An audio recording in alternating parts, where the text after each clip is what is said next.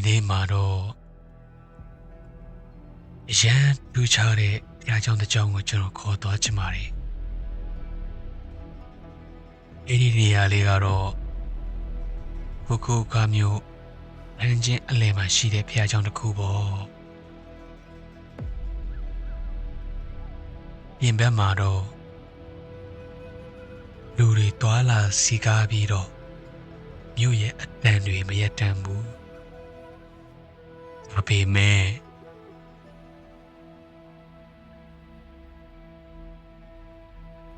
ဒီနေရာထဲကိုခြေလန်းတလန်းဝင်လိုက်တာနဲ့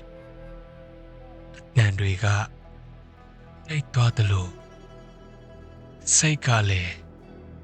လူလျောက်အေးချမ်းသွားတယ်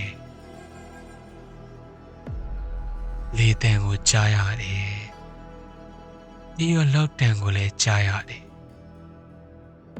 လူတွေတိတ်တိတ်လေးကိုစိတ်ကိုကို့ဘာသာပြန်ညှိနေတဲ့အတန်တွေဂျပန်လူမျိုးတွေကဒီလိုဖះเจ้าကိုဆူတောင်းဖို့မှာကကိုစိတ်ကိုခဏနာဖို့လာကြတဲ့ဒီနေ့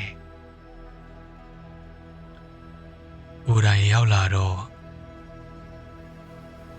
ဘာတွေဆူတောင်းမလဲဆိုတာနားစဉ်းစားမိတယ်နောက်ဆုံးမှာတော့အဲ့အေးချမ်းပါစေဆိုတဲ့ကားလေးတစ်ခုပဲကိုယ်စိတ်ထဲကနေထွက်လာတယ်ဘဝမှာအမြဲတမ်းမြဲမသွားနိုင်ဘူးခါတလေတော့